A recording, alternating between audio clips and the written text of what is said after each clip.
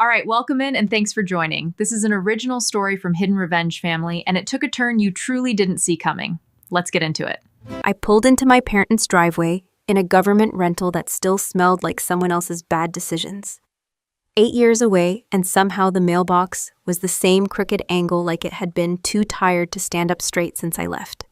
I sat there a second with both hands on the wheel, watching the lights from inside flicker across the front window. Voices carried out every time the door opened, laughter, music, the kind of party sound you only get when people have money and zero shame about showing it. My phone buzzed with a normal welcome message from a number I didn't recognize. "Parking is tight. Use the street." That was Sabrina. Of course it was. I got out and looked down at myself. My dress uniform wasn't new. It was clean and pressed, but it had miles on it. The shoes were shined, but they weren't the kind of shiny you get from a department store. They were the kind of shiny you get from working with what you have. Because the army teaches you two things fast: how to improvise and how to keep moving even when you'd rather not. I walked up to the front door and paused just long enough to hear my mother's voice, bright and excited. And then the board voted unanimously. Unanimously, Sabrina's laugh came right after. It was the same laugh she had in high school when she'd accidentally spill a drink on someone's dress and pretend it was adorable. A laugh with teeth. I rang the bell. My mom opened the door like she'd been practicing her reaction. She smiled wide and fast, then her eyes dropped to my uniform, and the smile tightened like a drawstring. "Audrey," she said, like she wasn't sure if she should hug me or salute me. I leaned in for a hug anyway. She hugged me back, but it was stiff, like she was worried my rank might rub off on her blouse. "Hi, Mom, come in." "Everyone's here," she said, and then softer, like it was advice. "Try not to, make it about you." I blinked. Right, because after 8 years, I was really planning to sprint in here and hijack the shrimp cocktail. She didn't laugh. My dad appeared behind her with a drink in his hand, and the look of a man who thought emotions were a subscription service he'd canceled years ago. He looked me up and down like I was a used car he didn't trust. "So, you made it?" "Yeah," I said. "The army hasn't lost me yet." He nodded once like that was an acceptable answer and stepped aside. The living room looked like a catalog spread. Neutral colors, clean lines, candles that had never met a match. A crowd of people in expensive outfits held glasses like accessories instead of containers. And in the center of it all was Sabrina. She wore a sleek white dress that probably cost more than my monthly base pay. Her hair was perfectly styled. Not one rebellious strand. She looked the way people look when they've never had to carry their own groceries. Her eyes locked on me, and her smile bloomed like she'd been waiting for her favorite punchline to walk in. "Well, look who crawled back from government camp," she called out loud enough to pull attention from half the room. "Audrey Vance, our family's very own. What are you now again? Military, something." I walked toward her steady. "Good to see you too, Sabrina." She stepped in close, kissed the air near my cheek, and whispered, "Did they issue you that uniform in 2010? Or did you just keep it because you love the vintage look?" I didn't flinch. "It's called serviceable. You should try it sometime." She pulled back and scanned my shoes. "And wow, those boots. I think my assistant has a pair like that. For rainy days." I glanced down at my shoes like I'd never noticed them before. "Tell your assistant they have great taste." Sabrina turned to the room, lifting her glass. "Everyone, this is my sister Audrey. She works somewhere in the military. Logistics, I think." A man in a navy blazer leaned forward, interested in the way people get interested in something exotic but not threatening. "Logistics, like trucks." Sabrina nodded like she'd done me a huge favor. "Yes, exactly. Lots of paperwork. Very important. Very organized." I stared at her. That's one way to describe it. My mom drifted over, eyes shining at Sabrina, like she was staring at a trophy. Sabrina just hit her 8th year with the firm she announced to anyone nearby. "She's a CFO now. Isn't that incredible?" my dad added. "She's going places," Sabrina beamed. "It's been a journey, but when you pick a real career path, it tends to work out." I heard that, loud and clear. So did the people around us. A couple of them laughed politely like it was cute sibling banter. I didn't give them the reaction they wanted. I'd spent years learning how to keep my face neutral when the stakes were high. This wasn't high stakes. This was just obnoxious. I nodded at Sabrina. "Congratulations." She tilted her head. "Thanks. And Audrey, I'm proud of you too. In your way. Serving the country. Even if the pay is basically starvation wages. She looked around again for validation. I mean, I don't even know how you survive. Do they pay you in rations? Someone chuckled. Another person said, At least she gets benefits. Sabrina snapped her fingers like she'd made a point. Exactly, benefits. That's what you do when you can't cut it in the real world. You get benefits. I sipped the soda my mom had shoved into my hand, like she was afraid I'd contaminate the wine. It's funny, I said. I thought the real world included keeping people alive. Guess I missed the memo. Sabrina's smile twitched. Oh, don't be dramatic. You're not out there saving lives. You're not a doctor. You're not a firefighter. You're military. She said military like it was a costume, like I played soldier on weekends. My dad stepped closer, voice low. Your sister's just trying to have a nice night. I looked at him. I'm not the one making speeches about real careers. My mom leaned in tense. Audrey, honey, we're just saying, Sabrina built something. She stayed. She didn't run off. I stared at her for a second. There it was, the same old story. Sabrina stayed and became the golden child. I left and became the family inconvenience. I didn't run off, I said. I enlisted. My mom's eyes softened for half a second, then hardened again. Yes, but you could have done something stable, something normal. We worried about you. Sabrina slid her arm through my mom's like she was the one protecting her. Mom, don't stress. Audrey's home now. She can finally see what a real life looks like. She looked at me sweet as poison. Maybe you can learn a few things while you're here. I laughed once quiet. Sure. Lesson 1, never trust a compliment from someone holding a champagne flute. Sabrina's eyes narrowed, still sarcastic. That's cute. She pivoted and waved me over to a group near the kitchen island. Come on, you have to meet everyone. This is Jared. He's in private equity. This is Denise. She runs a medical tech startup. And this is Olivia. She's a therapist. Might be helpful.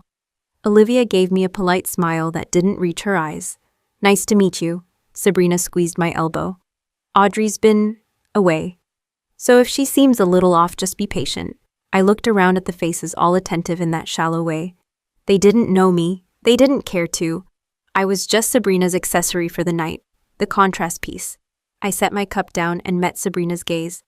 What exactly did you tell them I do? She shrugged. I told them you're in the army. They'll assume whatever they want. It's easier. I leaned in slightly. You mean it's easier for you? Sabrina's smile widened. Oh my God, Audrey, relax. It's not like your job is some big secret. I held that look a second longer than normal people would. Then I stepped back. That was the moment I realized something important. Sabrina didn't just look down on me. She liked it. She needed it. It was how she stayed tall. And if that was true, then she was going to keep pushing until she got the reaction she wanted. I wasn't going to give it to her. Right then, my satellite phone vibrated against my hip. Not my regular phone. The one I didn't talk about. The one I didn't pull out at family parties. I shifted my weight and stepped away from the crowd like I was just going to the bathroom. In the hallway, I checked the screen. A short encrypted message. No sender name. Just a string of characters that meant something to me and absolutely nothing to anyone else. My pulse didn't spike. It didn't need to. I'd trained myself not to react in public, even when the message mattered. I locked the screen, slid the phone back into my pocket, and walked back into the living room with the same calm face I'd been wearing all night. Sabrina caught my eye as I rejoined the group like she was watching for weakness. I gave her nothing, and I let her keep talking. Right there, have you ever walked into a room where your own family acted like your life didn't count unless it looked good on a resume? Tell me in the comments, what's the worst thing someone has said to you while pretending they were just joking? I kept my face neutral and let Sabrina finish her story about real success while my mind shifted gears. The encrypted message wasn't social, it wasn't optional. It was a routine alert from a monitoring protocol I had set up years ago for my own accounts. Most people don't monitor their personal finances like classified traffic. I do. When the party finally wound down and the last Tesla pulled out of the driveway, I told my parents I was staying at a hotel. My mom looked offended. You don't want to stay here, I met her eyes. I like doors that lock. She didn't get the joke. Back at the hotel, I set my laptop on the desk and connected through a secure network. I don't mix personal life and work systems. That's how people lose careers. But I do know how to structure layers of authentication, and I've never been careless with my own identity. The alert had flagged an unusual credit inquiry tied to my social security number. Not 1, 3. All within the past 4 months. I logged into my primary bank account first. Balance normal, checking normal. Then I opened my veteran savings account, the one I built slowly over 8 years. Hazard pay, deployment bonuses, money I didn't spend because there was nowhere to spend it. The screen didn't load right away. Then it did. Account status restricted. I read it twice. Restricted means one thing, a hold, a freeze, usually due to suspicious activity or a legal claim. I clicked into the details. Outstanding balance $247,000. My chest didn't tighten. My breathing didn't change. I've had worse numbers thrown at me in worse places. But I did sit back in the chair and stare at the screen. I don't owe anyone $247,000. The transaction history showed a business loan issued under my name to a limited liability company I didn't recognize at first glance. Then I did. SV Strategic Holdings, Sabrina Vance. I leaned back slowly and let out one quiet breath. She really thought I'd never check. The loan had been approved using my credit history, my service record, and a digital signature that looked almost perfect. Almost. Sabrina always was good at copying things. Handwriting, signatures, personalities. I pulled up the loan documentation and downloaded every page. The timestamp on the approval coincided with a week I was overseas. That helped. The guarantor section listed my name. The contact number was an old one I hadn't used in years. The email address was one I kept only for military correspondence. She had done her homework. Or she thought she had. I checked the company filings. Sabrina's startup had been bleeding money for the last year. Overhead too high. Revenue projections inflated. Investors restless. She needed liquidity. Fast. And she knew something else. She knew I wasn't around to watch my mail. She knew I wasn't sitting at home checking statements every Friday. She knew I trusted the system enough not to expect my own sister to commit federal fraud with my identity. I closed the laptop and stared at the hotel wall for a minute. Anger is useful, but only if you aim it. The next morning I drove back to my parents' house. No uniform this time, just jeans and a plain black shirt. I rang the bell. Sabrina opened it herself. She looked rested, polished, untouched by consequences. "Oh," she said, "you're back. I need to talk to you." She stepped aside casually. "Sure. About what?" "Did someone finally explain LinkedIn to you?" I walked into the kitchen. My parents were at the table. Coffee, newspaper, the usual morning script. My dad glanced up. "Everything okay?" I looked at Sabrina. "You tell me." She crossed her arms. "That sounds dramatic." I pulled out my phone and set it on the counter screen facing her. The loan document sat open. Her eyes flicked down for less than a second, then back up. She didn't panic. She didn't even blink. "That's weird," she said lightly. "What is it?" "It's a $250,000 business loan issued under my name." My mom frowned. "That can't be right." I didn't take my eyes off Sabrina. SV Strategic Holdings. Silence. Just a second too long. Then Sabrina laughed. "You're joking. I don't joke about federal documents." She leaned against the counter casual. "Okay, first of all, calm down. It's not like I stole anything. You used my identity." She rolled her eyes. "I used your credit. Big difference." My dad's paper lowered slowly. "Sabrina." She waved a hand. "It's temporary. The company needed leverage. Audrey has perfect credit, military background, stable income. It made the approval process easier." My mom looked confused. "But why wouldn't you just ask?" Sabrina's smile sharpened. "Because she would have said no." I nodded once. "Correct." She shrugged. "It's not like you needed the money. You're barely here. You don't even have a real life to fund." I stepped closer. "You forged my signature. It's digital," she shot back. "No one's going to jail over a DocuSign." That's when I almost smiled. "Actually," I said evenly, "they do." Sabrina's eyes narrowed. "Oh my God, are you seriously threatening me? I'm stating facts." She crossed her arms tighter. "You owe this family." There it was, for what I asked. For 8 years of stress. For mom crying every time the news mentioned overseas deployments. For dad pretending he wasn't worried.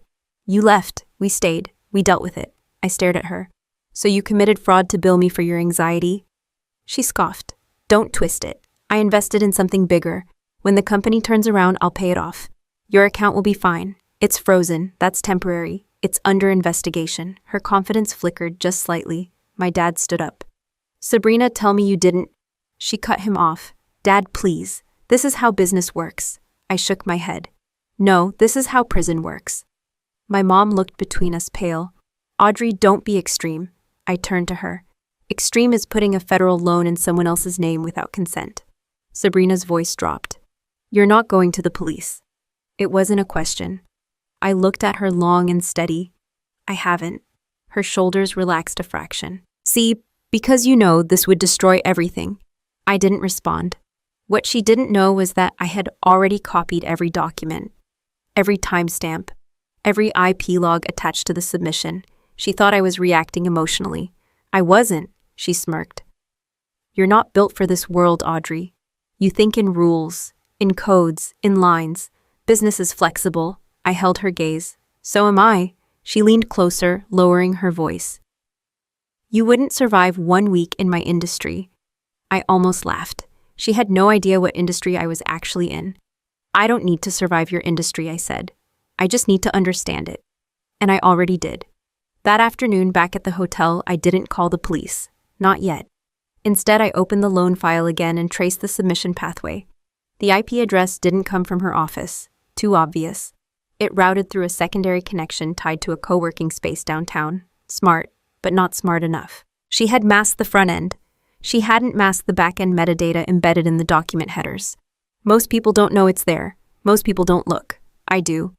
Buried in the file properties was an internal user tag, linked to a device name, SVCFO01.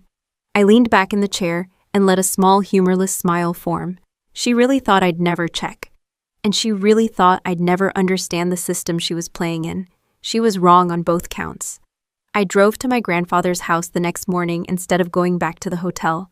It sat at the end of a quiet street, lined with old maple trees, the kind that dropped leaves like clockwork every fall. I learned how to ride a bike on that sidewalk. I learned how to change a tire in that driveway. My grandfather taught me both. He used to say, you don't have to stay close to home to belong to it.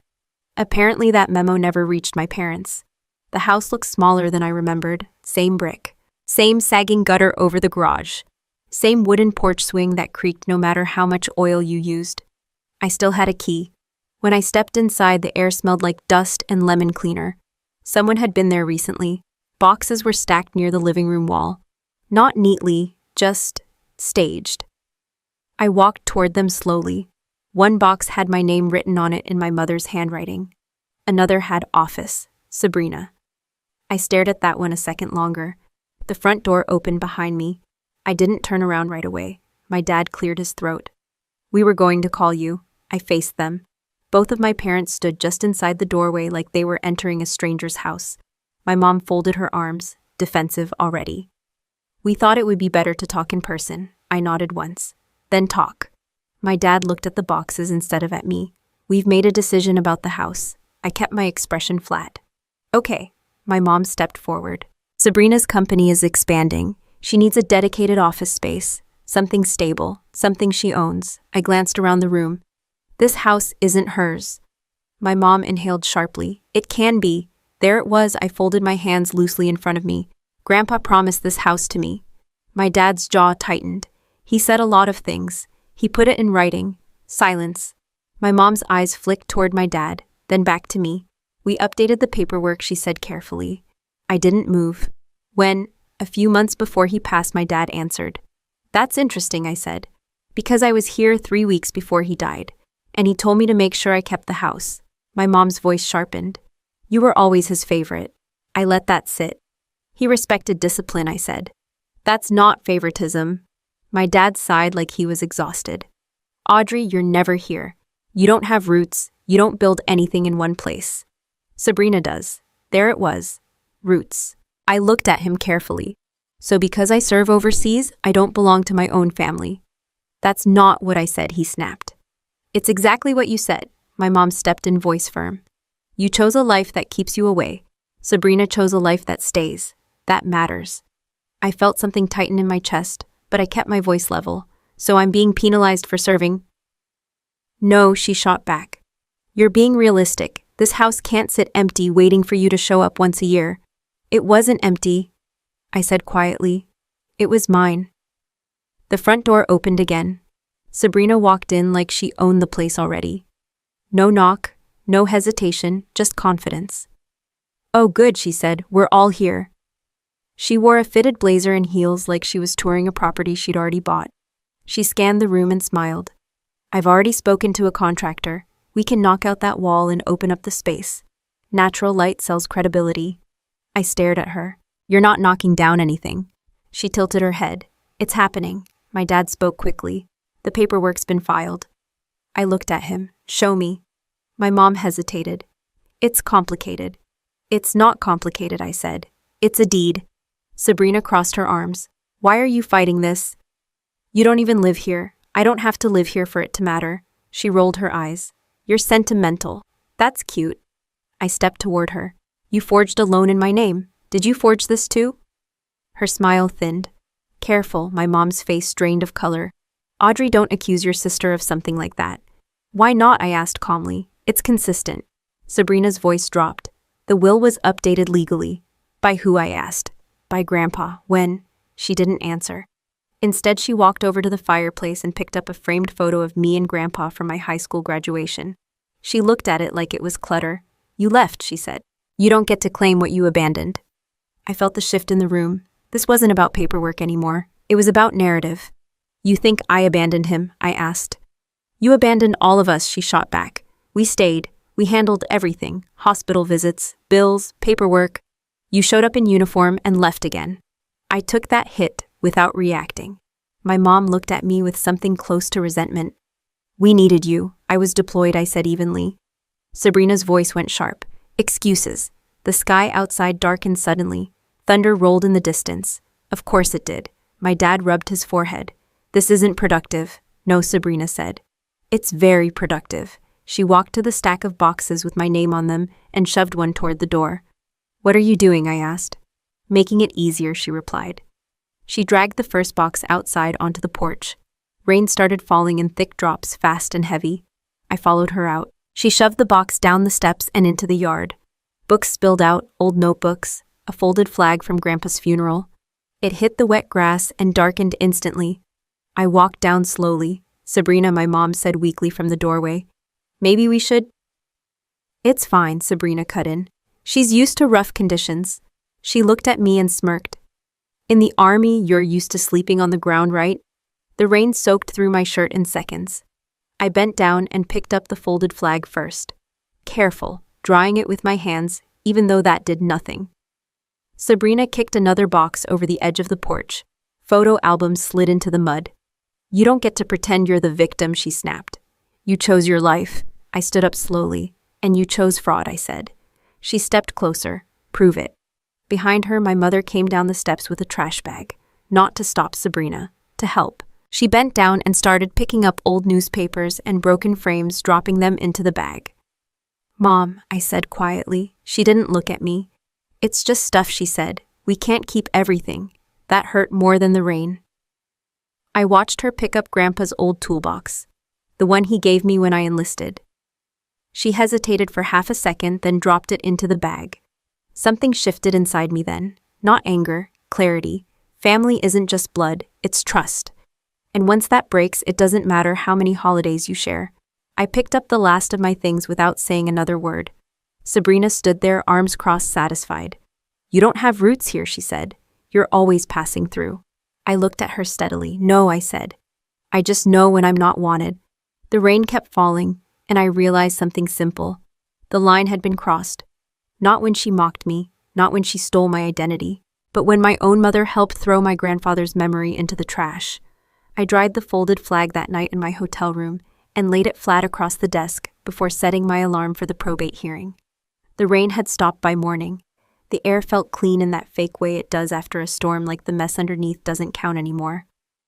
I dressed in civilian clothes again. Dark slacks, plain jacket, no uniform. Today wasn't about ceremony, it was about paperwork. My attorney met me outside the county courthouse at 9:15 a.m. Sharp. I hired her the night before. I don't walk into legal fights unprepared. You ready? She asked. I've been ready since someone forged my name. She gave me a tight smile. We'll focus on the will today. Inside, the hallway smelled like old carpet and cheap coffee. Sabrina was already there with my parents. She wore a navy suit and the kind of expression people use when they're pretending nothing is wrong. She didn't look surprised to see me. She looked annoyed. Didn't think you'd show, she said quietly as I passed. I don't miss important meetings, I replied. The hearing was delayed 20 minutes. Standard court schedule chaos. I stepped outside to take a call from my attorney's office. We needed one more certified copy of the earlier will. I walked toward my rental car parked across the street. That's when I heard sirens. Not one, several. They weren't passing by. They were coming toward me. I turned slowly. 2 patrol cars cut across traffic and blocked the front of my vehicle. Another pulled up behind it. Doors flew open. Driver stepped away from the vehicle. 3 officers, weapons drawn, not lowered, drawn. I raised both hands immediately. Slow, controlled, no sudden movements. Hands where we can see them. They are, I said evenly. Get on your knees. I scanned the scene in one clean sweep. Civilians on the sidewalk. A couple already holding up phones. Traffic stalled. Horns in the distance. I lowered myself to my knees on the asphalt. My heart rate stayed steady. Training takes over before emotion does. An officer approached from my left weapon, trained on my chest. We received a report that you're armed and threatening family members, he said. We were told you're suffering from severe PTSD and unstable.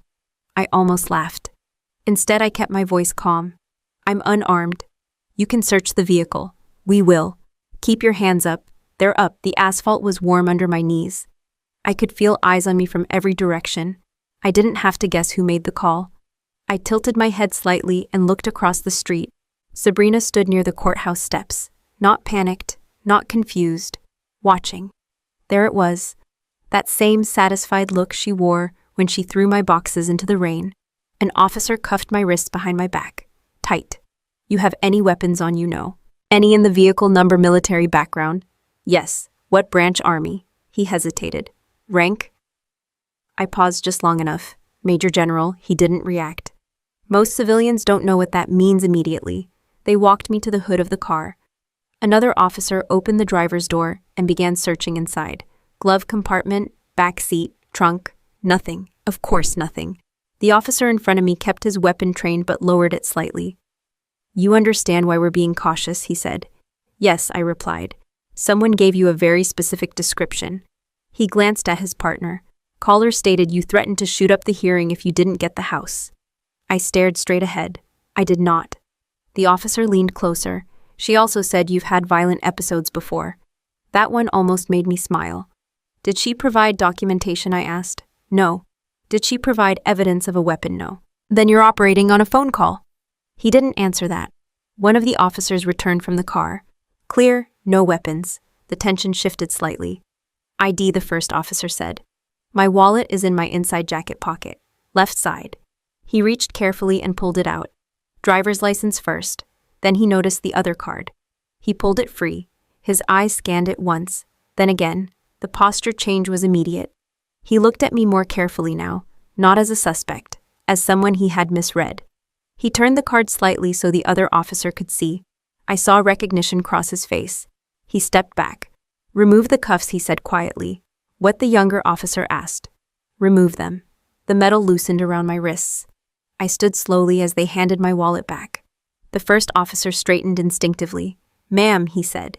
He didn't finish the sentence. He didn't need to. The younger officer glanced at the ID again and swallowed. Across the street, Sabrina's smile faded. The first officer cleared his throat. We apologize for the inconvenience. Inconvenience, I repeated evenly. We respond to credible threats. Was it credible, I asked? He hesitated. No. A small crowd had gathered now, phones still up, some whispering. The officer turned to face the onlookers. Situation resolved. Please move along. Then he faced me again. If you'd like to file a false report complaint, we can assist. I held his gaze for a moment. I'll handle it, I said. He nodded once. And then almost reflexively, he stood a little straighter. So did the others. It wasn't a theatrical salute. It was instinct. Respect for rank. They stepped back, giving me space. I rolled my shoulders once to ease the tension and walked toward the courthouse steps. Sabrina was still standing there. Her expression had shifted from smug to calculating. That was dramatic, she said as I approached. I stopped a few feet away from her. You called them, I said. I was scared, she replied quickly. You've been acting unstable. I looked at her. Unstable would have been reacting. She crossed her arms. I had to protect the family from what? From you. I studied her face carefully. You tried to paint me as armed and dangerous. You are armed, she snapped. You're military, not today. Her eyes flicked briefly toward the officers who were now getting back into their vehicles. She had expected something different. She had expected panic, or arrest, or humiliation. Instead, she got public correction. I stepped closer, lowering my voice. You just filed a false police report tied to a federal officer. Her jaw tightened. Prove it, I almost smiled. You're building quite a pattern. The courthouse doors opened behind us and my attorney stepped out. They're ready, she said. I looked at Sabrina one last time before walking inside. Next time you want to escalate, I said quietly, make sure you understand who you're escalating against.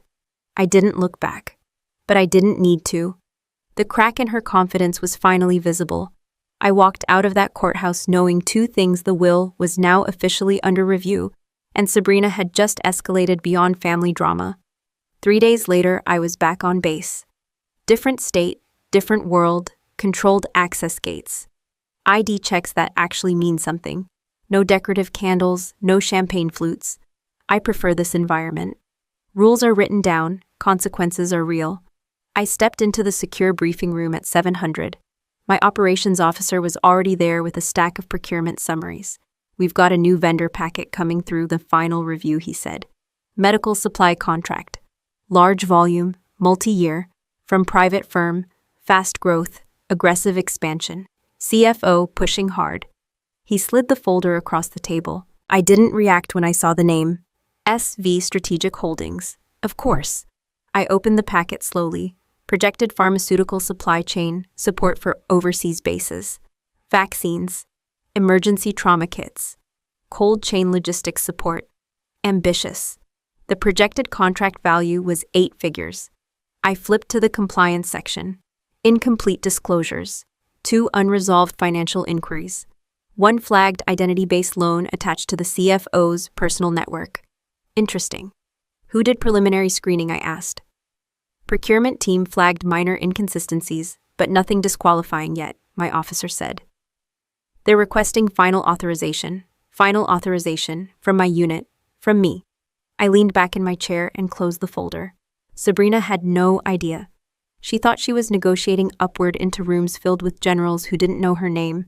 She didn't know the person reviewing her documentation already knew how she operated. Schedule a deeper compliance audit, I said evenly. Yes, ma'am. And route all supplemental data through my office. He nodded and left. I sat alone for a moment and let the irony settle.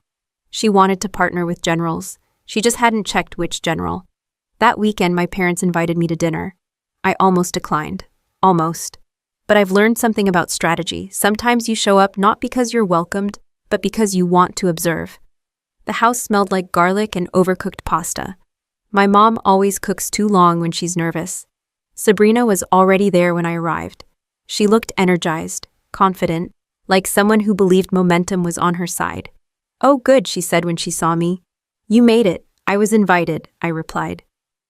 We sat at the table like nothing had happened over the last week.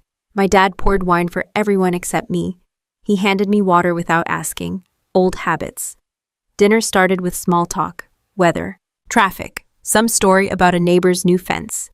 Then Sabrina leaned back in her chair with that deliberate pause she uses before she drops something she thinks is impressive. So she said casually, big week coming up. My mom smiled. Tell her, Sabrina took a slow sip of wine. We're finalizing a major supply contract, Department of Defense level. My fork paused halfway to my mouth. Is that so, I asked? She nodded. It's competitive. High-level meetings. Strategic planning sessions. I've been on calls with senior military officials all week. I kept my expression neutral. That must be intense. It is, she said proudly. But it's where I belong. My dad leaned forward. This could change everything. It will, she corrected. She looked directly at me. Next week I'll officially be a partner to generals. She smiled sweetly. And you'll still be? What do you do again? Fix tanks. My mom winced slightly, not at the insult, at the tension. I set my fork down carefully. I don't fix tanks, I said calmly. Sabrina waved a hand. Whatever you do, it's not boardroom level. My dad chuckled awkwardly. Different paths, Very different, Sabrina added. I built something scalable. She followed orders. I met her gaze evenly. You think that's all we do? She shrugged. You execute. I strategize. I almost laughed. Interesting distinction, I said. She leaned in slightly. The world runs on capital Audrey, not camouflage. There it was again, that assumption, that surface equals substance. My mom reached for the breadbasket like carbs could absorb tension. Sabrina wasn't done. When this contract closes, she said confidently, we'll be integrated directly into defense supply channels. I'll have regular access to decision makers at the highest level. I tilted my head slightly. High-level review panels, I asked. Yes. Final compliance sign-off.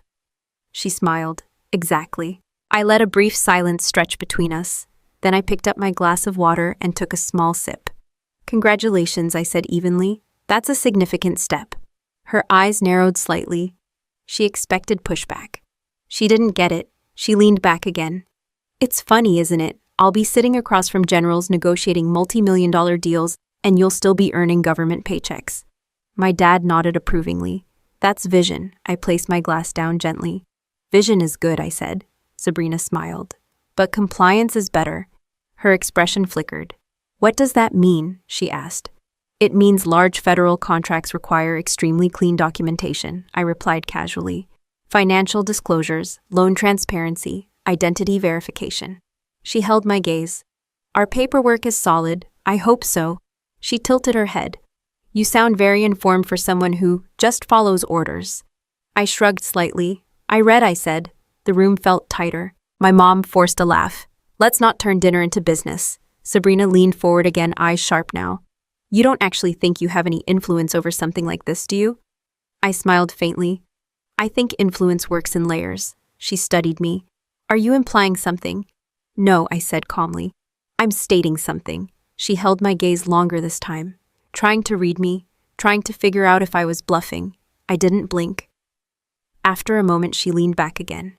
You always overestimate your position, she said. I picked up my fork again. And you always underestimate your exposure. Silence. My dad cleared his throat. Let's just enjoy dinner. I nodded slightly and resumed eating. Sabrina watched me carefully now. She wanted to win the conversation. She wanted me defensive. Instead, I gave her something else. Calm. After a few minutes, I set my napkin down. I should head back, I said. So soon, my mom asked. Early morning. Sabrina smiled thinly. Busy fixing tanks. I stood up, something like that. I walked toward the door, then paused and looked back at her. Good luck with the project, Sabrina. She lifted her glass confidently. Thank you. I held her eyes just long enough. I hope your file is clean. Then I walked out. And this time I didn't need rain to feel the shift in the air. I sent the invitation the next morning before I could overthink it. No long message. No emotional appeal. Just the date, time, base address. And a line that read, I'd like you to attend a formal ceremony at my installation. My mother replied first. What kind of ceremony? I answered, recognition event. Attendance requires government ID, Sabrina responded 10 minutes later. Recognition for what? Retirement. I stared at that one for a second before typing back. You'll see. She called me within the hour. So this is it, she said. They're giving you a little plaque and a handshake if that's what you think. She laughed lightly. Honestly, I'm glad. It's about time you transitioned into something stable. Stable, I repeated. You've done your service. 8 years is plenty. You don't need to prove anything. I let that hang. You're coming, I asked. Oh, absolutely, she said. I wouldn't miss the end of an era. The end of an era. Interesting phrasing. The day of the ceremony was clear and sharp. No clouds, no rain. Just bright sun reflecting off rows of parked vehicles outside the base perimeter. I arrived early as usual. Uniform pressed, medals aligned, shoes polished until they reflected light. There's something about wearing your uniform on your own installation. It fits differently, not because of fabric, because of ownership. At 900 sharp, my parents' SUV rolled up to the visitor checkpoint. Sabrina stepped out first. She wore a fitted blazer and heels. Again, like she was attending a networking event. My mother followed, clutching her purse like the gate might ask for it as collateral. My father walked stiffly, already irritated by the security protocols. I approached from inside the secured side of the gate. The guard saw me and straightened immediately. Morning, ma'am, morning. Sabrina's eyes flicked between us. She didn't like that. The gate officer stepped forward politely. "Visitor IDs, please." My father handed over his license. My mother followed. Sabrina paused for half a second before presenting hers like she was inconvenienced. "What exactly is this ceremony?" she asked loudly. "Is it like a retirement brunch?" The guard didn't respond. He scanned the IDs and printed temporary badges. Visitors remain in designated escort areas unless otherwise cleared. Sabrina smiled thinly. "Of course. We wouldn't want to wander into sensitive territory." She looked at me deliberately. I ignored it. We began walking toward the administrative building. 2 junior officers passed us and nodded respectfully in my direction. "Ma'am," Sabrina noticed. Her expression tightened. So she said loudly enough for the officers to hear, "What exactly are we celebrating?" 8 years of filing reports. I didn't slow down. "Something like that?" She smirked and glanced at the guard, walking a few steps behind us. "You know," she said, "my company is about to sign a contract at this level. I'll be working with generals soon." The guard remained expressionless. "Congratulations," I said calmly. We reached the inner security checkpoint. Access beyond that point required clearance. The staff officer at the desk stood up when he saw me. "Ma'am, the auditorium is ready, thank you." He glanced at my family. "Visitor badges only allow access to the guest seating section." Sabrina looked at him. "We're with her." "Yes, ma'am," he replied politely. "Guest seating." She frowned slightly. "And she—" He didn't hesitate. "She has full command access." That landed. Sabrina forced a small laugh. "Command access? That sounds dramatic." "It's accurate," he said evenly. We moved forward toward the final gate separating general base access from restricted operations areas. The guard there stepped aside immediately when he saw me. "Good morning, ma'am." "Morning." He opened the secured barrier without me saying a word. My family stopped automatically. "Visitor area is to the right," the guard instructed them. Sabrina looked at me. "You're not coming with us." "No." She tilted her head. "Why not? I have preparations." "For what?" she pressed. I met her eyes. "For the ceremony." She stepped closer, lowering her voice. "You're acting like this is a promotion." I didn't answer. She laughed lightly and turned to my parents. "See, this is what I mean. Military culture. Everything's a performance." My father looked uncomfortable. My mother glanced between us. "Can't we just all sit together?" she asked. The guard answered for me. "Ma'am, she needs to report inside." Sabrina's jaw tightened. She stepped directly in front of me, just inside earshot of the nearby officers. "You really enjoy this, don't you?" she said quietly, "pretending you're important." I kept my posture relaxed. "I don't pretend." She looked around at the uniformed personnel moving with purpose. "You think wearing medals makes you powerful?" "No," I said calmly. "Authority makes me powerful." Her eyes flashed. "You're still the same girl who left because she couldn't compete here." I studied her for a second. "I didn't leave because I couldn't compete," I said.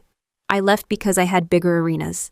The guard cleared his throat slightly. "Ma'am, we need to proceed." I nodded once. Then I looked at my parents. "You'll be escorted to the auditorium. It starts at 1,000. My mother attempted a smile. "We're proud of you." It sounded rehearsed. Sabrina crossed her arms again. "Don't worry," she said. "We'll clap politely." I stepped past her. The restricted gate opened again without delay. As I walked through, I didn't look back immediately, but I could feel it. The physical separation, metal barrier, clear boundary, authority on one side, guests on the other. Inside the secured corridor, officers moved quickly but respectfully around me.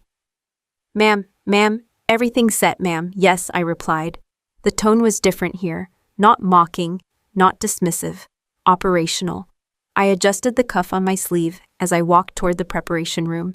Behind me through the glass partition, I could see my family being directed toward the guest waiting area.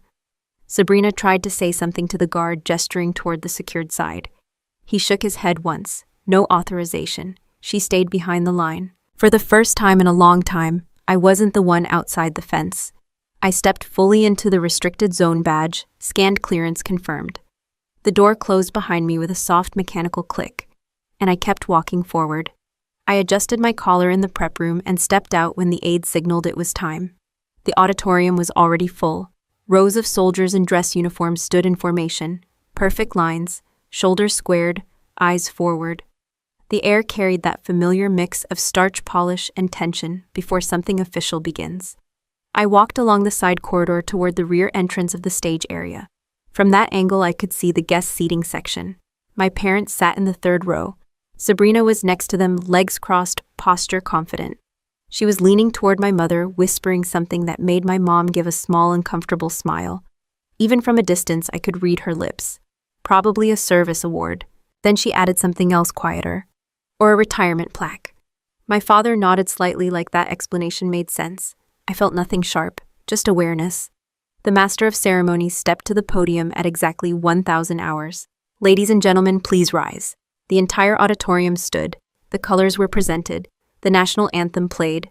Voices filled the space, strong and unified. Then everyone sat. The program began with routine acknowledgments, unit citations, operational updates, recognition of outgoing personnel. Sabrina shifted in her seat. This wasn't the format she expected. She leaned again toward my father. How long does this usually take? He shrugged. From my position backstage, I could see her checking her phone discreetly, probably updating someone about how ceremonial this all felt. Then the master of ceremonies stepped back from the podium.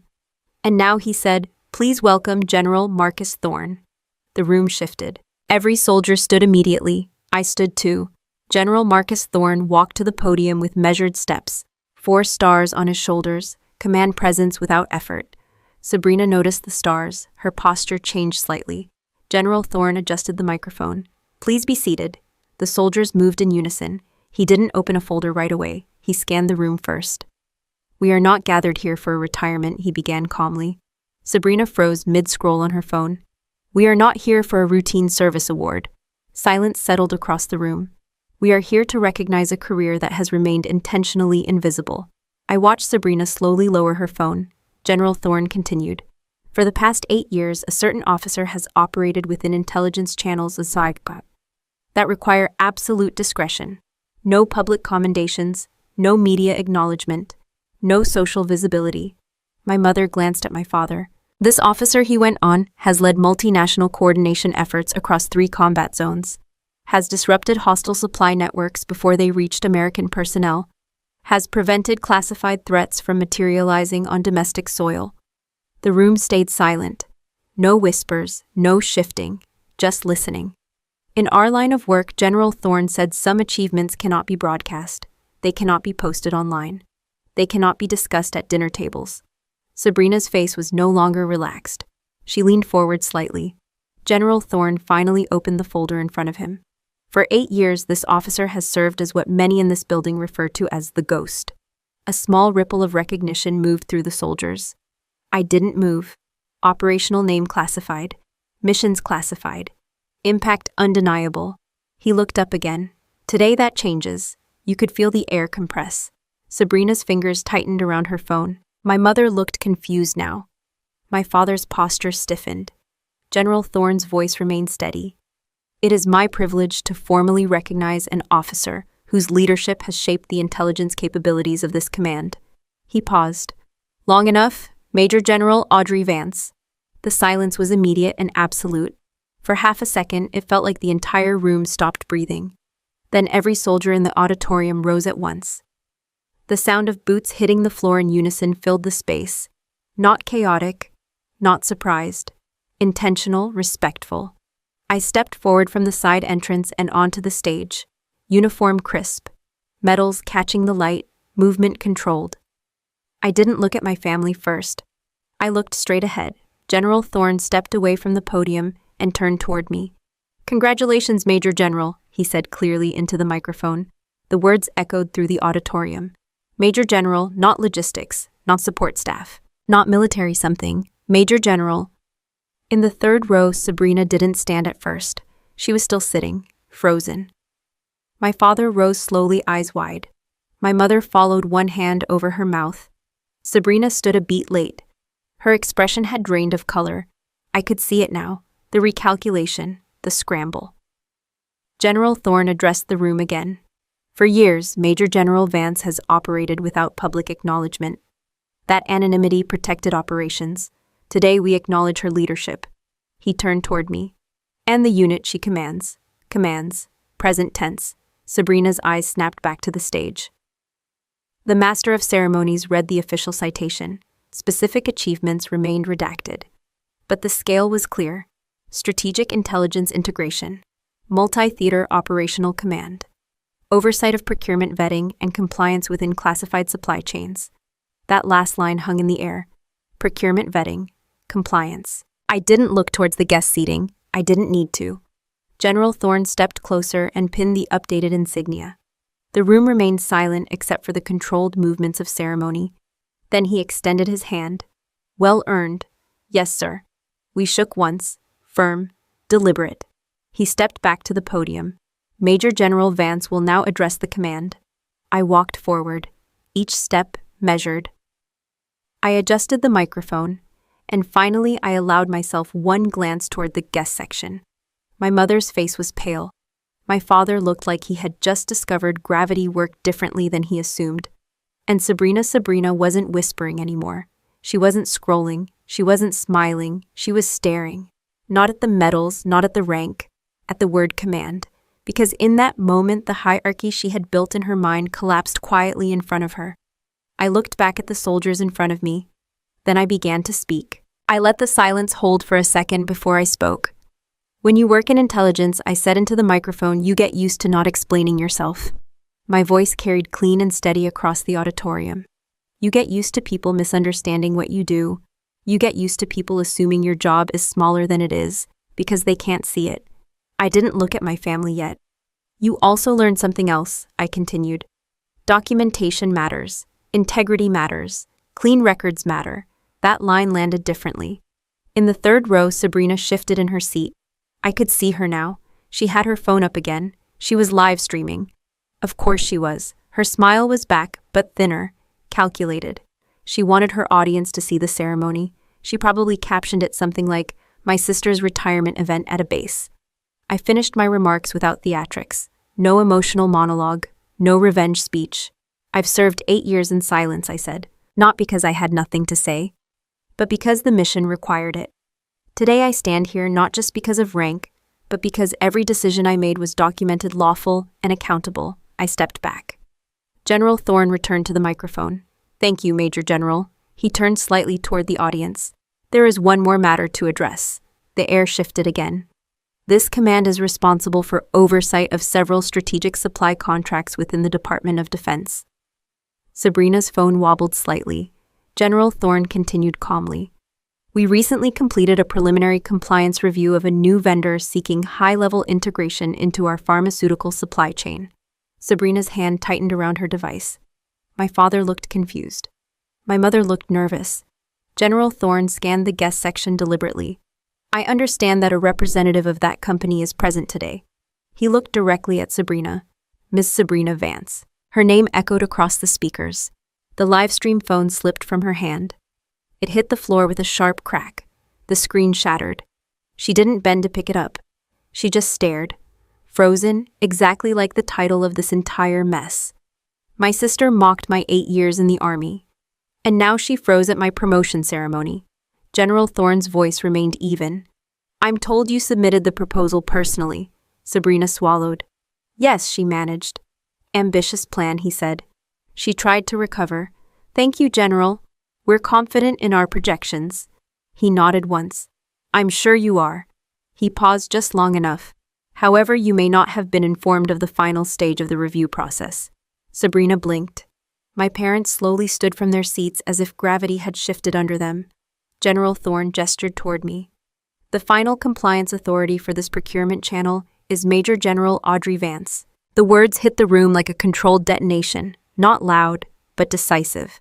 Sabrina's face drained completely. Her lips parted slightly, but no sound came out. My mother's hand gripped my father's arm. My father looked at me like he was seeing a stranger for the first time. General Thorne continued. As part of the review, several financial irregularities surfaced. The auditorium was silent. Specifically, a personal identity-linked loan tied to the CFO's network. Sabrina's breathing visibly changed. That loan, he said, calmly triggered an expanded audit. She tried to speak. General, that's a misunderstanding. He held up a hand. This is neither the time nor the venue for debate. His tone wasn't loud. It didn't need to be. Major General Vance recused herself from direct evaluation once the conflict of interest was identified. That detail mattered. I didn't use my rank to bury her. I followed protocol. The audit proceeded independently. Sabrina's eyes snapped toward me. For the first time, there was no sarcasm, no superiority, just fear. General Thorne finished cleanly. The proposal has been suspended pending further federal review. The word federal hung there, heavy. Sabrina finally found her voice. You can't do this, she said, but it sounded small. I met her gaze across the auditorium. I didn't smile. I didn't gloat. I simply stood there in full dress uniform. Medals aligned, posture steady. This wasn't personal anymore. It was procedural. My mother's knees visibly trembled. She looked at me, then at Sabrina, then back at me. Understanding dawned slowly. The daughter they dismissed as rootless. The daughter they called unstable. The daughter they treated like a guest in her own inheritance was now the final authority over the largest contract their golden child had ever touched. My father's voice cracked slightly. Audrey, I didn't respond. General Thorne stepped back from the podium. Major General Vance has upheld the standards of this command with professionalism and restraint. Restraint. That word mattered too. Integrity is not optional in federal contracting, he concluded. Nor is accountability. The soldiers remained standing, not out of spectacle, out of respect. Sabrina still hadn't moved. Her shattered phone lay at her feet. She looked down at it slowly, then back at me, like she was trying to calculate a way out. There wasn't one, because this wasn't a sibling argument. This wasn't a dinner table insult. This was federal oversight. And she had left fingerprints everywhere. My mother finally whispered, "We didn't know." I looked at her from the stage. I know, not anger, not forgiveness, just fact. General Thorne extended his hand to me again, signaling the ceremony's close. The soldiers began a controlled applause, not loud, not chaotic, measured, professional. Sabrina didn't clap. She just stood there completely still, frozen. And for the first time in her life, she understood something simple. Power isn't loud, it doesn't brag over dinner, it doesn't need champagne, it waits, it documents, and when the moment comes, it speaks once. I didn't step down from the stage right away. I waited, because I knew what came next. 2 military police officers entered from the side aisle, moving with calm precision. Not rushed, not dramatic, just efficient. The auditorium noticed immediately. Conversations that had started in whispers stopped. General Thorne didn't look surprised. He nodded once toward the MPs. They approached the third row. Sabrina Vance, one of them, asked. Her voice cracked slightly. Yes, you need to come with us. For what she demanded, trying to recover that old sharp tone. The officer held out a folder. Federal investigation regarding procurement fraud, identity misuse, and falsified documentation connected to a Department of Defense contract submission. The words were clinical, precise. Sabrina looked at me like this was a misunderstanding I was supposed to fix. This is because of you, she said. I stepped down from the stage slowly and walked toward her. No, I replied evenly. This is because of you, the MP continued reading.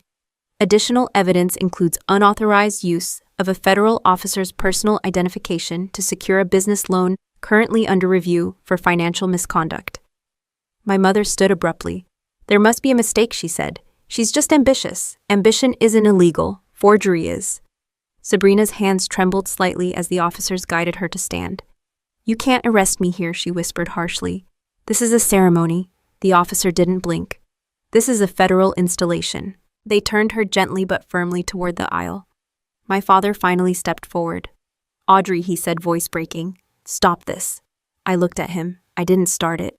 He grabbed my arm. She's your sister. She forged my name. She was under pressure. She filed a false police report. My mother's composure shattered. She stepped in front of me. Please, she said, her voice collapsing. We can fix this privately. I held her gaze. There is no private option when federal funds are involved. Sabrina tried one last time. Tell them it was a misunderstanding. You have influence. You can make this go away. I shook my head once. In the army, I said calmly. Betrayal of your own team is the highest offense. My father's knees buckled slightly. And I once considered you my team. The words didn't come out loud. They came out steady. And that made them heavier. The MPS secured her hands. No spectacle, No violence, just consequence. She didn't fight. She just stared at me as they walked her down the aisle. The same aisle where soldiers stood at attention, the same aisle she had walked in confidently an hour earlier. Now she moved through it under escort. My mother sank down into her seat and began to cry quietly. My father stood frozen, staring straight ahead. The auditorium remained silent. Not judgmental, not celebratory, just aware. General Thorne stepped beside me. "You handled this correctly," he said quietly. I followed protocol. I replied. He nodded. That's the point. The MPS exited the building, the doors closed. And just like that, the noise in my head that had been building for weeks went quiet. Not because she was arrested, but because the truth was finally documented in the open. The ceremony concluded formally, final remarks, dismissal of formation. As the soldiers began to file out, each one passed in organized lines. And as they did, they saluted. Not exaggerated, not theatrical. Professional. Hundreds of salutes, one after another. I returned each one. Outside, the sun was still high. My parents waited near the steps. My mother's eyes were red. "We were wrong," she said. "It wasn't dramatic. It wasn't eloquent. It was just late." My father looked smaller somehow. "We didn't understand," he added. I studied them carefully. "You didn't try to," I said. My mother reached for my hand. I let her hold it for a second. "I can't undo what's happened," she whispered. "No," I agreed. "You can't." There wasn't anger in my voice anymore, just distance. Weeks later, the investigation moved forward quickly. Digital signatures traced. IP logs confirmed. Financial inconsistencies documented. The loan tied directly to her device. The false police report linked to her phone. Patterns are powerful in courtrooms. Eventually, the will was reviewed again. The updated version had irregularities, handwriting inconsistencies, witness signatures that didn't align with timelines. The original document stood. The house was mine. I didn't celebrate when the keys were returned. I just unlocked the door and walked inside. The place still smelled faintly like dust and lemon cleaner. I stood in the living room where the boxes had once been pushed into the rain. Then I started making calls, not contractors to turn it into an office, not real estate agents. I contacted a veteran support organization instead. The house became a transitional retreat for injured service members. Short-term housing, quiet space, structured support programs. Nothing flashy, just useful. The porch swing got repaired. The gutters got fixed. The old toolbox stayed. Sometimes I visit and sit on that porch in uniform. Sometimes I come in jeans. The difference doesn't matter. Rank didn't fix my family. Rank didn't protect me from betrayal. Rank didn't guarantee loyalty, but it reflected something: consistency, discipline, accountability. Months after the ceremony, I walked across the parade field during a routine inspection. Thousands of soldiers stood in formation. As I passed, a wave of synchronized salutes followed. It wasn't about me, it was about what I represented.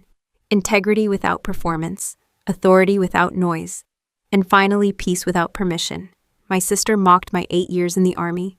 Then she froze at my promotion ceremony. But here's what I learned. Rank doesn't define who you are. Honor decides who's still standing when everything else falls apart. If you were in my position, would you have forgiven her or let the system run its course? Tell me what you think in the comments. And if you believe integrity still matters, subscribe. There are more stories about justice and resilience waiting. I stood on my grandfather's porch a few weeks after the ceremony, watching the sun drop behind the trees, and I realized something uncomfortable. The promotion wasn't the lesson. The betrayal was: people assume power is loud. They assume it comes with applause, headlines, titles, money, or the right last name on a door. I used to think that too, at least a little. Not because I needed applause, but because I thought results would eventually speak for themselves in every room. They don't. Sometimes the room doesn't understand the language you're speaking. Sabrina believed power meant visibility.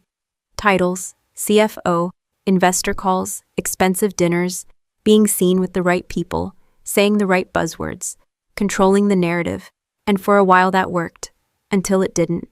What I learned is this: real power isn't loud, it's structural, it's knowing how systems actually function. It's understanding process, compliance, documentation, timing. It's the difference between looking influential and being the final signature on a decision. If you've ever been underestimated, you know what I'm talking about. People mistake silence for weakness. They mistake restraint for insecurity. They mistake discipline for lack of personality. They're wrong. Silence is often data collection. Restraint is often strategy. Discipline is leverage. When Sabrina mocked my 8 years in the army, she was reacting to what she could see. She saw a uniform. She saw government pay. She saw distance from home. In her mind, she measured value by visibility and income brackets. What she didn't see were the briefings at 0300, the coordination across continents, the fact that I had been reviewing supply chains and compliance documents long before she decided to gamble her company on one. She underestimated what she didn't understand. And that's lesson 1. Never underestimate someone who understands the system you're trying to game. If you're watching this and you feel like the quiet one in your family or workplace, listen carefully. Stop trying to compete in arenas built for noise. Build expertise instead. Noise fades, documentation doesn't. Which brings me to the second lesson. Document everything. I didn't win because I shouted louder. I didn't win because I humiliated her back. I didn't win because I exposed her at dinner. I won because I had records. When my account was frozen, I didn't scream. I downloaded the loan documents. I traced metadata. I reviewed timestamps. I gathered patterns. When she filed a false police report, I didn't explode emotionally. I let the responding officers document the encounter. Body cams record everything. When the procurement review surfaced inconsistencies, I recused myself properly. Conflict of interest declared. Audit continued independently. That matters. Because when things go legal, emotions don't carry weight. Paper trails do. If someone in your life is manipulating you financially, check your credit reports regularly, not when you suspect something. Before, if someone is gaslighting you, keep messages. Save emails, screenshot conversations. You're not being paranoid, you're being prepared. Most people who exploit others rely on one assumption that you won't look closely. Look closely. The third lesson is harder. Don't fight loud, fight correct. When someone betrays you, the instinct is to react fast, to confront, to escalate, to win the argument in the moment. But arguments are temporary, consequences are permanent. If I had called the police the first night I discovered the loan, the situation would have turned chaotic. Emotional, defensive, family war. Instead, I waited. Not out of weakness, out of positioning. I needed context. I needed full visibility. I needed the right moment. Revenge is impulsive. Justice is patient. There's a difference. Revenge wants the other person to hurt. Justice wants the system to work. I didn't need Sabrina to feel embarrassed. I needed the documentation to speak for itself. And when it did, I didn't have to say much. Here's something else people don't talk about. Betrayal clarifies your boundaries. Before all of this, I tolerated subtle disrespect. Jokes, comments, the real career remarks. I brushed them off. I told myself family tension was normal. It isn't. Respect isn't optional. If someone repeatedly minimizes your work, your values, your effort, that's not harmless teasing. That's erosion, and erosion adds up. When Sabrina crossed the legal line, it wasn't just about money. It was about the belief that I was safe to exploit. That belief dies when you enforce boundaries. Enforcing boundaries doesn't make you cruel. It makes you stable. You can love people and still refuse to let them damage you. You can stay calm and still be firm. You can let the system do its job without enjoying someone's downfall. I didn't celebrate her arrest. I didn't cheer. I didn't feel triumphant. I felt resolved. Because the truth had been placed on record. That's what power actually looks like. It doesn't scream across a dinner table. It signs once, it approves once, it denies once, and it moves on. There's one more thing I want to say. Especially if you're someone who feels overshadowed in your own family, stop trying to prove your worth to people who only measure worth in ways that benefit them. If someone only respects money, they will never respect service. If someone only respects titles, they will never respect sacrifice. If someone only respects visibility, they will never understand integrity. Build your life around standards that don't shift with applause. Integrity scales, character scales, discipline scales. And when the moment comes, whether in a courtroom, a boardroom, or a parade field, those things hold. Not because you demand recognition, but because you earned authority. Betrayal doesn't define you, your response to it does. So here's my question for you. When someone underestimates you, do you react or do you prepare? Tell me honestly, because preparation is quiet. But it changes everything. I didn't grow up thinking my sister was the villain. That part matters. Sabrina wasn't born manipulative. She wasn't raised to commit fraud. She didn't wake up one morning and decide to betray me. She was raised to win, and I was raised to adjust. In every family, whether people admit it or not, roles form early. One child becomes the easy one. One becomes the smart one. One becomes the responsible one. And sometimes one becomes the problem. In my house, Sabrina was the golden child. She got the praise, the applause at school events, the framed certificates on the wall. When she won, it was expected. When she failed, it was temporary. I was the steady one, the independent one, the one who didn't need as much attention because I handled things. That sounds harmless. It isn't, because labels grow. When one child is consistently elevated, they don't just gain confidence. They gain immunity. They start believing the rules bend around them. They assume mistakes will be softened. They expect rescue. When one child is consistently overlooked, they don't just grow quiet, they grow self-reliant. They learn not to expect help. They learn to build alone. Neither dynamic is healthy. The golden child learns entitlement. The disappointment learns distance. I don't blame Sabrina for internalizing what she was taught. When you're told your entire life that you're exceptional, you stop checking your own behavior. You assume you deserve outcomes. You assume your intentions matter more than your actions. That's dangerous. Because the real world does not operate on family bias. It operates on consequence. When Sabrina forged my name, she didn't see it as theft.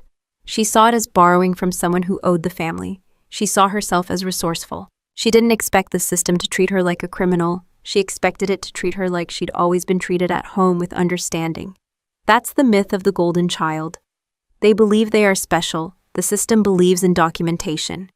If you're watching this and you grew up as the child who was compared, minimized, or told to be more like your sibling, I need you to hear this clearly.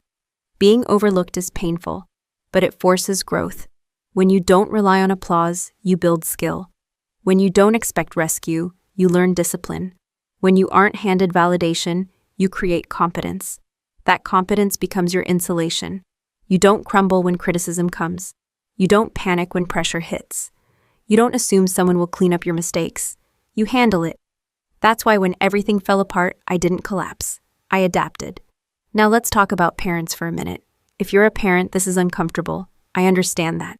But favoritism, even subtle favoritism, shapes character in ways you don't see until it's too late. When you constantly praise one child for achievement and excuse their missteps, you train them to believe accountability is optional. When you constantly tell another child to be patient, to not cause conflict, to be the bigger person, you train them to swallow disrespect. Neither child wins in that setup. One becomes entitled. The other becomes emotionally isolated. My parents didn't intend to create imbalance. They thought they were encouraging success. They thought they were supporting ambition. But ambition without boundaries turns into exploitation, and patience without boundaries turns into resentment. Family love does not cancel the need for accountability. Blood does not override ethics. This is something a lot of people struggle to accept. We are taught that loyalty to family is unconditional. It isn't. Loyalty without accountability becomes permission. Permission for manipulation. Permission for emotional harm.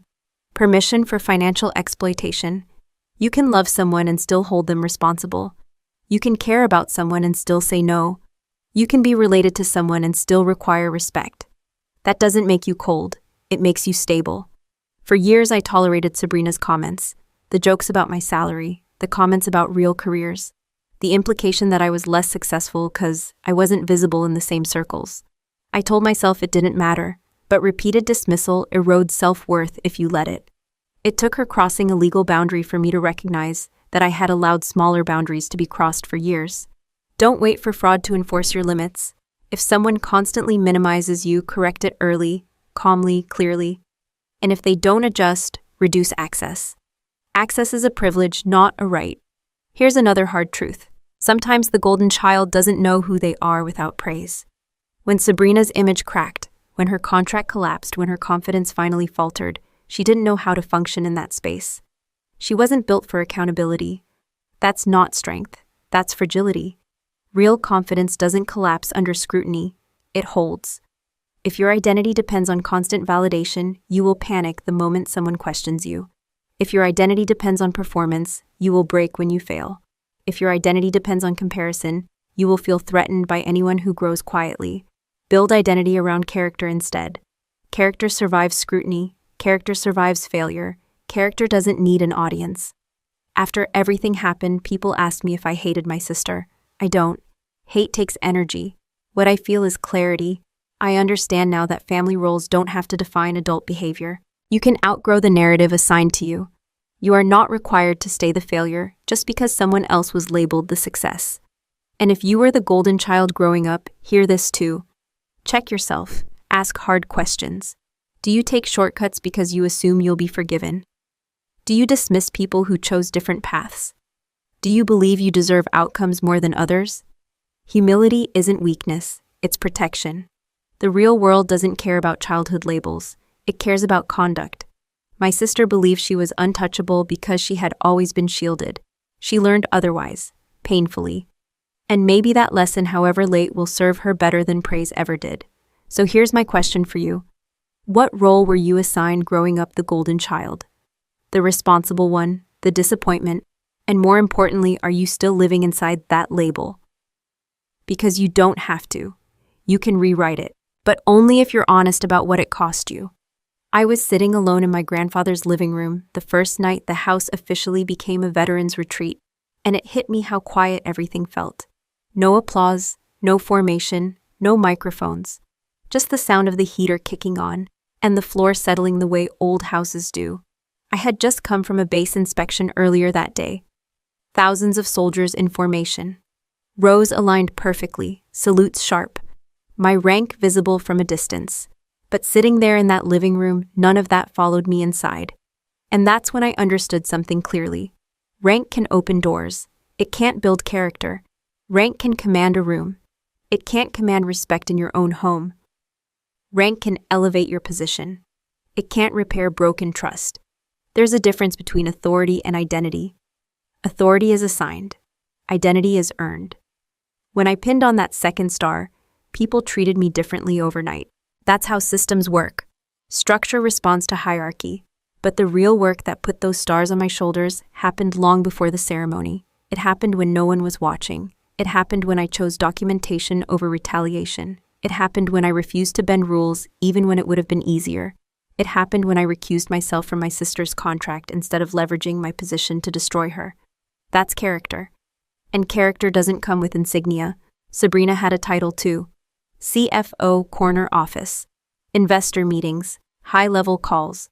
But when pressure hit, when scrutiny arrived, when documentation was examined, the title didn't shield her. Because titles don't erase misconduct. They amplify it. If you're building a career right now, hear this clearly. Don't build it on shortcuts. Shortcuts look efficient until someone audits them. Don't build it on image. Image collapses under evidence. Don't build it on comparison. Comparison keeps you reactive. Build it on clean decisions. Clean decisions scale. Clean decisions hold up in rooms you're not even in. When my sister said next week, I'll be partnering with generals, she believed proximity equaled power. It doesn't. Responsibility equals power. And responsibility is heavy. You can't fake it long term. There's something else rank can't give you. Peace. Peace doesn't come from winning. It comes from alignment.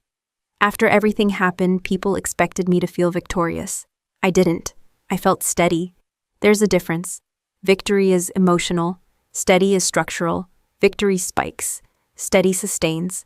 When I walk through the veterans retreat now, I see service members adjusting to civilian life. Some are injured. Some are just disoriented. Some are rebuilding careers from scratch. They don't care about my rank. They care that the space is safe. They care that someone understands transition. They care that the paperwork is handled correctly, so they don't get buried in bureaucracy. That's real impact, not the speech, not the applause, the follow-through. If you're chasing a title right now, ask yourself why. Is it for recognition? Is it to prove something to someone? Is it to silence a voice in your head that says you're not enough? Because if that's the reason, the title won't fix it. It'll just temporarily distract you. I didn't join the army to prove my family wrong. I joined because I wanted structure, purpose, standards, And over time, those standards shaped me more than the uniform ever did. Discipline becomes reflex. Integrity becomes non-negotiable. Accountability becomes automatic. That's what carried me through betrayal. Not anger, not pride, training. And let's talk about forgiveness. People assume forgiveness means erasing consequences.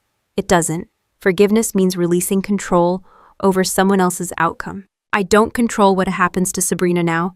The legal system does. I don't control how my parents process their regret. They do. Forgiveness isn't pretending nothing happened. It's refusing to let bitterness dictate your future decisions. I can move forward without carrying resentment, but I won't rewrite history to make others comfortable. That's maturity, and maturity doesn't require a rank insignia either. Here's the hardest truth of all. You can achieve everything externally and still fail internally if you compromise who you are.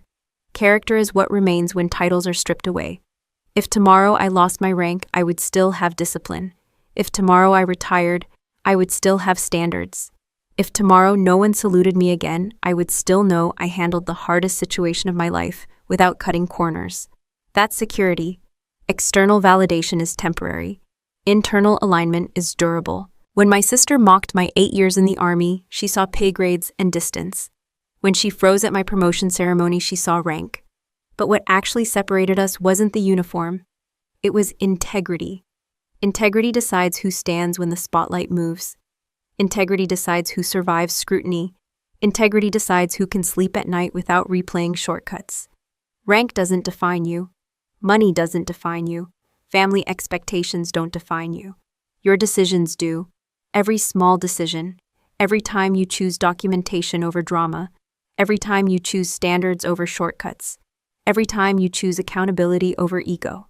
Those choices compound, quietly, until one day they speak for you. So here's what I'll leave you with. If everything you built was audited tomorrow, your finances, your emails, your promises, your conduct, would it hold? Not would it look good on social media. Would it hold under review? Because at the end of the day, when the room clears and the ceremony ends, when the applause fades and the house goes quiet, that's what matters. Rank doesn't define the person. Honor decides who's still standing when everything else falls away. And if you had to choose one to protect your image or your integrity, which one would you fight for? Final note. This story is a work of fiction, but the valuable lessons we discuss are entirely real and continue to happen to many people every day. If this style isn't for you, that's perfectly okay. Please feel free to look for other content that better suits your needs.